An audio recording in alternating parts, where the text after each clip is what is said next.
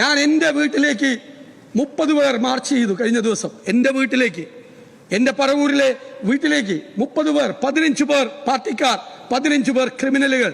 Sir, police നോക്കിയിരിക്കുകയാണ്. Police നോക്കി നിൽക്കുമ്പോൾ എൻ്റെ വീടിന് മുന്നിൽ വെച്ചിരിക്കുന്ന ബോർഡ് അടിച്ചു തകർത്തു. എൻ്റെ വീട്ടിലേക്ക് കയറി എന്നെ കാണാൻ വേണ്ടി അവിടെ ഓഫീസിൽ ആവശ്യത്തിന് വന്നിരുന്ന ഒരു ചെറുപ്പക്കാരൻ്റെ കരണത്തടിച്ചു. സർ, പ്രതിപക്ഷ നേതാവ് സ്ഥാനത്ത് ഇരിക്കുന്ന ഒരാളാണ് ഞാൻ.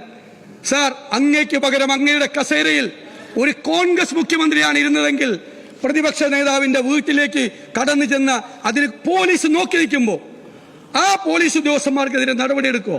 സർ, ഞങ്ങൾ ജനപ്രതിനിധികളല്ലേ? കഴിഞ്ഞ ദിവസം 15 പേർ ടി സിദ്ദിഖിന്റെ ഓഫീസിലേക്ക് മാർച്ച് ചെയ്തു. എന്നിട്ട് പോലീസ് വന്ന് പറഞ്ഞു MLA ഓഫീസ് അടക്കണമെന്ന്. ഞാൻ SP യോട് ചോദിച്ചു, നിങ്ങളുടെ SP ഓഫീസിലേക്ക് ഞങ്ങൾ മാർച്ച് ചെയ്യാം, DGP ഓഫീസിലേക്ക് ഞങ്ങൾ മാർച്ച് ചെയ്യാം, നിങ്ങൾ ഓഫീസ് അടയ്ക്കുക. ഞങ്ങൾ മാർച്ച് ചെയ്യുമ്പോൾ MLA യോട് 15 പേര് മാർച്ച് ചെയ്തപ്പോൾ MLA യോട് പോലീസിന്റെ അഡ്വൈസർ അടച്ചിടണം. എൻ്റെ വീട്ടിലേക്ക് മാർച്ച് ചെയ്യുമ്പോൾ ഞാൻ വീടടച്ചകത്ത് കയറിയിരിക്കണോ അല്ലെ നാട് വിട്ടു പോകണോ? നിങ്ങളുടെ പോലീസിന് എന്താ പണി? നിങ്ങളുടെ പോലീസിന് എന്താ പണി?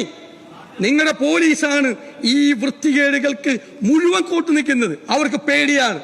അവർക്ക് അവരുടെ ഏരിയ സെക്രട്ടറിയെ പേടിയാണ്, ജില്ലാ സെക്രട്ടറിയെ പേടിയാണ്. പ്രതിപക്ഷ നേതാവിന്റെയോ MLA യുടെയോ വീട്ടിലേക്ക് എരിച്ചു കയറി വരുന്നവനെ തടുത്തു നിർത്തി പോകരുത് എന്ന് പറഞ്ഞാൽ അവൻ ചിലപ്പോൾ ആ സ്ഥാനത്ത് ആ SHO ഉണ്ടാവില്ല. ഏരിയ സെക്രട്ടറിയോ ജില്ലാ സെക്രട്ടറിയോ അവന്റെ തല തെറിപ്പിക്കും. പേടി കൊണ്ടാണ്.